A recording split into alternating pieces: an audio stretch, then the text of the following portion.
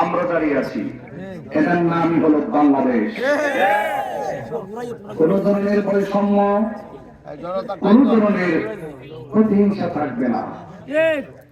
আসন্ন ত্রয়োদশ জাতীয় সংসদ নির্বাচনে হরিগঞ্জ ৪ চুনারঘাট মাধবপুর আসন থেকে মোমবাতি প্রতীকে নির্বাচনের প্রচারের অংশ হিসেবে আজ আমি সতং বাজার এই পথসভায় বক্তাগণ গুরুত্বপূর্ণ বক্তব্য রেখেছেন। আমি শুধু একটি কথা বলতে চাই, রাজনীতি হবে মানুষের জন্য। এই জন্য আপনাদেরকে বলবো, মানবতার রাজনীতি করতে হবে, প্রতিহিংসার রাজনীতি বন্ধ করতে হবে।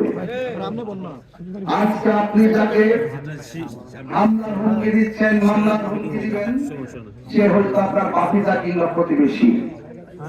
আর প্রতিবেশীর সাথে যারা প্রতিহিংসার বশবর্তী হয়ে প্রতিশোধের ইস্তেহায় মেতে ওঠে, তার মানে বোঝা গেল তার ভিতরে মনুষ্যত্ব হারিয়ে গেছে।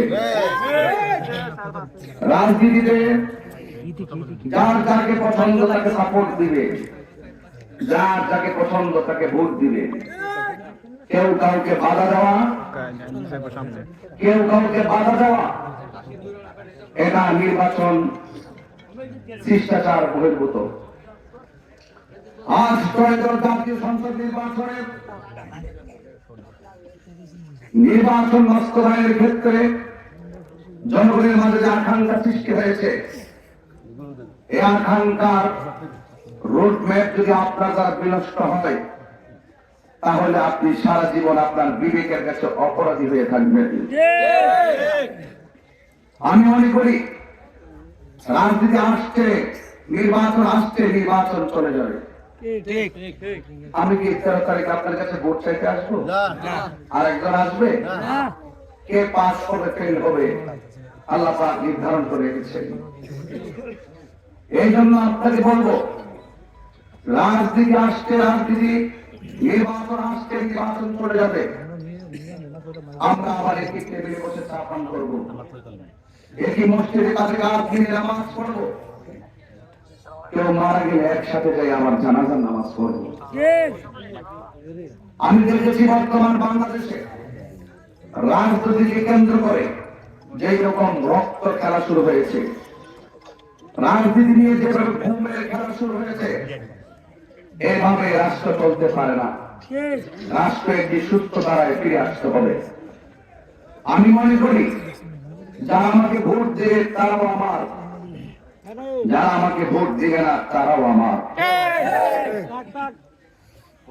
যারা ভোট দিবেন, যদি আল্লাহ পাক আমাকে দয়া করেন, আমার সমর্থনকারী যে সুযোগ পাবে, যারা আমাকে ভোট দিবে না তারাও সেই সুযোগ পাবে।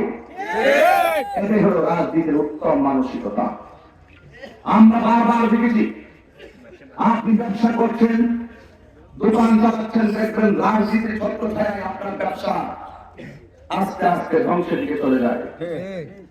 যারা রাজনীতিতে ক্ষমতায় থাকে, প্রশাসন তাদের কথা উঠে আর বসে। প্রশাসন কি করবে? কিছু করারও নাই। এভাবে প্রশাসন ঘরে উঠেছে, এভাবে রাজনীতির নেতার ঘরে উঠেছে, প্রশাসন কিছুই করার নাই, তাদেরকে চাপ দেওয়া হয়। আমি মনে করি যারা ক্ষমতা আসবে তাদেরকে ওই মানসিকতা তৈরি করতে হবে যে সমাজের প্রত্যেকটা মানুষ আমার আপনজন। আমরা কাউকে প্রতিশোধ, কাউকে প্রতিহিংসা কিংবা কাউকে জানমাল হুমকির মুখে ফেলবো না। এটাই হবে রাজনীতি। আপনারা কি এমন একটি সামাজিক ব্যবস্থা চান না? আপনারা কি চান না? আপনারা কি শান্তির বাংলাদেশ চান না? সম্প্রীতির চূড়ান্ত চান না? আপনারা সম্প্রীতির মাধ্যমে, শান্তির মাধ্যমে এই চূড়ান্ত মাদক করে পাঁচকে পরিবর্তন করতে হবে। টেন্ডারবাজি, চাঁদাবাজি, দুর্নীতি এগুলো বন্ধ করে দিন বাবা। প্রত্যেকটা জিনিসের হিসাব হবে। হাসরের মাঠে আল্লাহ পাক যে কয়েকটা শ্রেণীর মানুষকে জবাবদিহিতার আওতায় আনবে, যে তোমাকে সম্পদ দিয়েছিলাম, কোন রাস্তায় বের করে সেই সব দাও। আজকে আমরা জনগণের মান আত্মসাৎ করার জন্য ব্যস্ত। আর না হয় রাষ্ট্রের পক্ষ থেকে যে বাজেট দেওয়া হয়, এই বাজেট গুলো যদি সুসংগঠন থেকে আলোকে মানুষের মধ্যে যদি বিতরণ করা হতো, এই চুনাদার বাজেট করে একটা রাস্তা কাঁচা রাস্তা থাকতো না। জনগণের টাকা জনগণকে ফিরে দিতে হবে। রাজনৈতিক ভাবে অস্ত্রতাকে স্থিতিশীল করতে হবে। দোকানদারের কাছ থেকে অনেক চাঁদাবাজরা চাঁদারের এগুলো বন্ধ করতে হবে। মনে রাখবেন, হারামে কখনো আরাম নাই। আমি আজকে রাজনীতিতে এসেছি, আরে আমার মতো ব্যক্তিকে আপনারা চেয়ার দিয়েছেন, বিশাল বড় প্যান্ডেল সাজিয়ে ফুলসজ্জা, অনেক ধরনের খাবার আয়োজন দিয়েছেন। সেই মানুষটা আজকে রাজনীতিতে আসছে, কেন আসছে? আপনি কি শোনেন নাই? আপনি দেখেন নাই? স্বাধীনতার পর থেকে যা দেখেন নাই তা দেখেছেন গত 2 বছরে। খবর থেকে লাশ করে আগুন দিয়ে পড়ে দেওয়া হয়েছে। কোন নেতাকে এভাবে দেশ চলতে পারে? আজকে আপনি একজন লাশ করে পড়ে দিবেন, এটা ভালো সংস্কৃতি না। 1 বছর পরে হোক, 10 বছর পরে হোক, এমন আছে আপনার লাশও খবর থেকে তুলে পড়তে পারে। এই কথাগুলো সংসদে কে বলবে? বলার মতো হিম্মত কেউ রাখে না। আমি মনে করি ধর্মীয় মূল্যবোধ আলোকে যদি কেউ যদি সেরে যেতে পারে, সে যদি এগুলো তুলে ধরতে পারে, আস্তে আস্তে রাজনীতির একটা সত্যি ফিরে আসবে। আপনারা আমার মনের মানুষ, আপনারা আমার পরিবার টুকরা, আপনারা আমার অনেক আপনজন। দেখেন আমি যখন বক্তব্য দিই কাউকে আঘাত দিই না, কারণ আপনারা আমার আপনজন। আমি আপনাদের অনেক ভালোবাসার, আপনারা আমার অনেক ভালোবাসার। এই ভালোবাসার বন্ধন যেন অটুট থাকে এবং চুরাগার মাধবপুর মোমবাতির প্রতীকের যে সম্ভাবনা জেগে উঠেছে, এই সম্ভাবনাকে আপনারা আরো জাগিয়ে তুলুন। এতে আমাদের দেশের লাভ হবে, ধর্মের লাভ হবে। আপনার 1 টাকা আমি নিয়ে খাবো, রাষ্ট্রের 1 টাকা আমি খাবো, 1 টাকা আমি অন্যভাবে নিয়ে যাবো। নীল আকাশের নিচে দাঁড়িয়ে কথা বলছি, আপনার 1 টাকা দেশের টাকা আমি মেরে খাবো, বললাহে এটা কি আমার পক্ষে সম্ভব? আপনারা যারা প্রশ্ন করেন আমি কি করেছি, আপনারা যারা বলেন আমি কি করবো, হ্যাঁ আমি কি করবো, ইনশাল্লাহ যদি আল্লাহ যদি আমাকে দয়া করেন, আপনাদের ম্যান্ডেট নিয়ে যদি আপনাদের প্রতিনিধি হতে পারি, দেখবেন সম্প্রীতি কাকে বলে, দেখবেন ভালোবাসা কাকে বলে। আমি সারা বাংলাদেশ মেসেজ দিব রাজনীতি কিভাবে করতে হয়। আমাকে ভোট দিবে না, তারা আমাকে ভোটের মালা দিবে। যারা আমাকে ভোট দিবেন আমি তাকে খুঁজে বের করবো।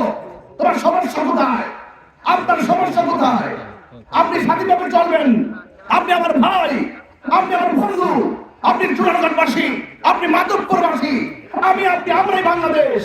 কোন পক্ষ বিপক্ষ থাকতেই পারে, আসুন মিলেমিশে দেশের হাল ধরি, দেশটাকে বাঁচায়, দেশের মানুষকে বাঁচায়। যার শ্রমিকদের সাথে যে অর্থনৈতিক বৈষম্য সৃষ্টি করা হয়েছে, তাদের মুখে হাসি ফুটে, বুকে বুকে মুখ রেখে তাদের মুখে হাসি ফুটিয়ে চিরস্থায়ী টেকসই বন্দোবস্ত করি। এই কথাগুলো একটু বলার সুযোগ করে দেন, কাজটা করার সুযোগ করে দেন, কারণ এভাবে সমাজ চলতে পারে না। আসুন, অনেকগুলো প্রোগ্রাম সামনে আছে, তাই বেশি লম্বা করলাম না। ভালো থাকবেন, তবে কখনো অন্যায় করবেন না, খুনের পথ বেছে নেবেন না, মারামারির পথ বেছে নেবেন না।